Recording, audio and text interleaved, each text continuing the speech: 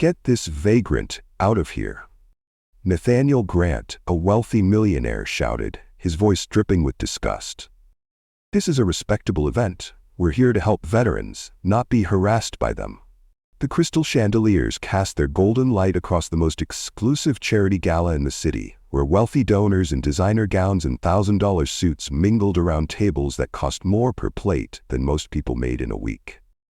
But all that elegance shattered in an instant when an elderly black woman in worn, faded army fatigues pushed through the ornate doors of the grand ballroom. Security guards immediately rushed toward her, their hands already reaching to escort her out. But she moved with surprising determination toward the magnificent grand piano that sat like a jewel at the center of the room. Her voice, weathered but dignified, cut through the murmur of shocked conversations as she called out words that would change everything. "Please," she said, her eyes scanning the sea of horrified faces. "I just need to play it for food." The laughter started small, a few snickers from the back of the room, but it grew like wildfire as wealthy patrons pulled out their phones to capture what they thought would be an amusing spectacle. Nathaniel Grant, the charity's prominent board chairman and real estate mogul, stepped forward with fury blazing in his eyes. "Please, I just need to play, just for some food." The crowd's laughter grew louder, crueler. Phones captured every angle of what they believed was their entertainment for the evening. Diamond-adorned hands pointed and whispered behind champagne glasses, while men in perfectly tailored tuxedos shook their heads in theatrical dismay. Two security guards moved to physically restrain the woman, but she stood her ground with a quiet dignity that seemed to come from somewhere deep and unshakable. Her weathered hands reached toward the piano keys as she repeated her simple, heartbreaking request. "If you believe everyone should be respected no matter who they are, make sure you're subscribed because this story will completely change how you see people forever." Because what none of these wealthy, privileged guests knew was that they were about to witness something that would expose not just their own cruelty, but a truth so shocking that it would make international headlines and force an entire charity organization to completely transform overnight. The woman stood there, surrounded by security, facing a room full of people who saw her as nothing more than an inconvenience, a disruption to their perfect evening of self-congratulation. Her dignity remained intact even as the humiliation mounted, even as the cameras rolled, even as Nathaniel Grant's voice rose above the crowd with words that would soon become his greatest regret. But here's what I want you to think about as we dive into this incredible story. Have you ever judged someone based on their appearance, only to discover you were completely wrong? Because what happened next changed everyone's life forever. But first, let me tell you exactly how we got to this moment of truth. The woman at that piano wasn't just any homeless person. Her name was Walter Hayes, and for the past 3 months, she had been living in the overcrowded downtown shelter on 5th Street, carrying everything she owned in a single worn duffel bag that never left her side. Every morning, Walter woke up on a thin cot surrounded by dozens of other forgotten souls. But unlike the others, she carried herself with a posture that spoke of discipline, of training, of a life that had once meant something. The nightmares came every night without fail. Flashes of desert sand, the sound of helicopter blades, faces of brothers and sisters in arms who never made it home. Walter would wake in cold sweats, her hands instinctively reaching for the one possession she guarded more fiercely than food itself, a set of old military dog tags that she kept hidden beneath her tattered shirt. Those metal tags were all that remained of a life that seemed like it belonged to someone else entirely. Her daily routine had become a painful ritual of survival. Walking the streets in search of food, dignity slowly eroding with each passing day, sleeping wherever shelter could be found. But there were moments, brief glimpses, when something extraordinary would surface. Walter would hum melodies under her breath. Complex classical compositions that seemed impossibly sophisticated, coming from someone the world had written off as just another homeless veteran. Meanwhile, across town in his penthouse office, Nathaniel Grant was putting the finishing touches on what he considered his masterpiece of social manipulation. As a real estate mogul worth over $50 million, Nathaniel had discovered that charity work wasn't just good for the soul, it was incredible for business connections and social status. He had built his reputation as the chairman of the Veterans Support Foundation not out of genuine care, but because it opened doors to the wealthiest circles in the city. Nathaniel was known among his peers for his brutal honesty about what he called undesirables. The homeless, the poor, anyone who didn't contribute to society in a way that could be measured in dollar signs. To him, wealth didn't just indicate success, it proved human worth. The poor were poor because they deserved to be, and the homeless were simply people who had given up on contributing anything meaningful to the world. But there was one person working that evening who saw the world differently. Rose Gonzalez was a 23-year-old waitress who had been working double shifts at the hotel for over a year, desperately saving every penny to pay for nursing school. She had served at dozens of these high-society events, watching wealthy people throw around more money in a single evening than her family saw in a year, all while talking about helping people they would never actually associate with. Earlier that day, Rose had encountered Walter outside the hotel's service entrance. While other staff members had shooed the homeless woman away, Rose had quietly shared her own lunch and listened as Walter spoke with an intelligence and grace that seemed to contradict everything about her circumstances. There was something in Walter's eyes, a depth of experience and pain that Rose recognized from her own struggles. If you're enjoying this story, make sure you hit that subscribe button, because what's coming next will absolutely blow your mind. Walter had overheard Rose talking to another waitress about the evening's event, a massive fundraising gala for veterans support that was expected to raise over $500,000. The irony wasn't lost on Walter that the very people who walked past her on the street without a second glance were now gathering to celebrate how much they cared about veterans like her. Something stirred within Walter, a combination of desperate hope and bitter curiosity about whether these people actually cared about the cause they claimed to support. As Walter made the decision to attend the gala, she began humming a piece that would have shocked anyone with classical music training, Chopin's Revolutionary Etude, one of the most technically demanding pieces in the piano repertoire. The complexity of the melody flowing effortlessly from someone in tattered army fatigues should have been impossible, but Walter hummed it with the casual familiarity of someone who had spent years mastering such compositions. When Walter arrived at the hotel that evening, the immediate judgment was swift and harsh. Security guards, hotel staff, and early arriving guests all saw the same thing, a homeless person who clearly didn't belong in their world of crystal and champagne. They saw the worn fatigues, the weathered face, the duffel bag, and they made their assumptions accordingly.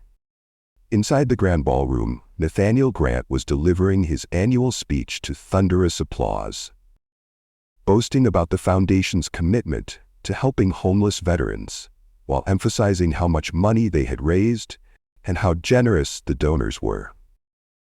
The crowd of wealthy patrons nodded approvingly, more interested in networking opportunities and tax write-offs than the actual cause they were supposedly supporting. The cruel irony reached its peak as Nathaniel spoke passionately about the need to support veterans who had fallen on hard times. While just outside the ballroom doors, a real homeless veteran listened to every word, preparing to test whether these people meant anything they said. But here's what I want you to think about. Have you ever been in a situation where you had to choose between your dignity and your survival? Because Walter was about to face that exact choice, and what happened next would expose the true character of everyone in that room. Security guards moved to block Walter's entrance, their hands already reaching to escort her away from the gleaming ballroom. But Rose Gonzalez had been watching from the service corridor.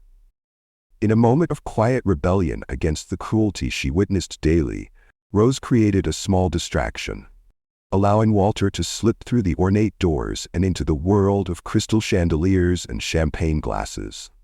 Walter moved with purpose toward the magnificent grand piano that dominated the center of the room, her worn combat boots silent against the marble floor. When she reached the instrument, She turned to the crowd with a dignity that seemed to come from somewhere unbreakable within her soul. "Excuse me," Walter said, her voice carrying clearly across the conversations. "May I play for just a meal?" The request was simple, humble, heartbreaking in its modesty. But Nathaniel Grant saw an opportunity for what he considered entertainment. His eyes lit up with the cruel delight of someone who had found a new toy to break. "Ladies and gentlemen," Nathaniel announced, his voice booming across the ballroom as he gestured dramatically toward Walter. "We have entertainment for the evening." The crowd began to gather, their conversations stopping as they pulled out their phones, expecting to capture what they assumed would be an amusing spectacle of incompetence. Diamond-adorned women whispered behind their champagne glasses, while men in $1,000 tuxedos chuckled at what they thought would be free comedy. Nathaniel's commentary grew crueler by the moment. "Let's see what our tax dollars to him in the military," he said with a smirk that revealed his complete lack of humanity. "Maybe we'll finally get some return on our investment in these people." The crowd's laughter encouraged more cruelty. Guests began placing actual bets on how badly Walter would perform, treating a human being's desperation as their personal entertainment. Someone from the back of the room shouted, "Play us a sob story about how hard your life is." But it was Nathaniel who delivered the final insult, the moment that would later become his greatest regret. "Tell you what," he announced to the crowd, "if this vagrant can move even one person in this room to tears with whatever noise comes out of that piano, I'll personally pay him $1,000. The ballroom erupted in laughter and applause, as if Nathaniel had just delivered the joke of the century. But Walter stood there, facing the cruelest moment of choice: preserve what remained of her dignity by walking away, or submit to this humiliation for the chance of a meal. Walter's weathered hands reached toward the piano keys, and in that moment, everything changed. If you want to see the most incredible plot twist in this entire story, you need to subscribe right now, because what happens next will leave you speechless. The first notes that came from the piano weren't the amateur fumbling the crowd expected. Walter's fingers moved across the keys with a grace and precision that seemed to transform her entirely. She began with an original composition, a piece she called The Soldier's Lament, and every note carried the weight of real experience, real loss, real brotherhood forged in the fires of war. The technique was flawless. Not good for a homeless person, not decent for someone with no training, flawless by any standard. The emotional depth of the music began to penetrate even the most hardened hearts in the room. Conversations gradually stopped as people found themselves actually listening, actually feeling something they hadn't expected. Some of the veterans in the audience, men and women who had served their country and hidden their own struggles behind successful civilian lives, began to recognize something in the music that couldn't be faked. This wasn't someone playing at being a soldier. This was someone who had lived it, survived it, and somehow found a way to transform that pain into something beautiful. For her second piece, Walter transitioned into Chopin's Revolutionary Etude, one of the most technically demanding compositions in classical music. Her fingers flew across the keys with a mastery that made it clear this wasn't luck or natural talent. This was years of professional training combined with an artistic soul that few people possessed. Nathaniel's smug expression began to fade into confusion as he realized that whatever was happening wasn't part of his plan. Guests who had been filming for mockery were now recording with genuine respect, recognizing that they were witnessing something extraordinary. Rose watched from her corner, tears streaming down her face as she saw Walter transform from a dismissed homeless person into a virtuoso musician. Classical music experts in the crowd began to exchange shocked glances. This level of technical skill and artistic interpretation was world-class, the kind of performance they would expect from concert halls and symphony orchestras, not from someone they had dismissed as a vagrant just minutes before. But it was Walter's third piece that broke everyone completely. She began Debussy's Clair de Lune, and the haunting beauty of the composition filled the ballroom with something approaching the sacred. The melody seemed to reach into every person's soul and remind them of something they had forgotten about beauty, about pain, about the complex humanity that connects all of us. The entire ballroom fell into complete silence except for the piano's voice. Multiple people were now openly weeping, including hardened businessmen who hadn't cried in decades. Even Nathaniel Grant found himself fighting back tears, his cruel facade cracking as he realized he was witnessing something that transcended his understanding of the world. Walter's face during this final piece showed both pain and transcendence, as if the music was simultaneously breaking her heart and setting her soul free. Every note carried the weight of experiences that the crowd could only imagine.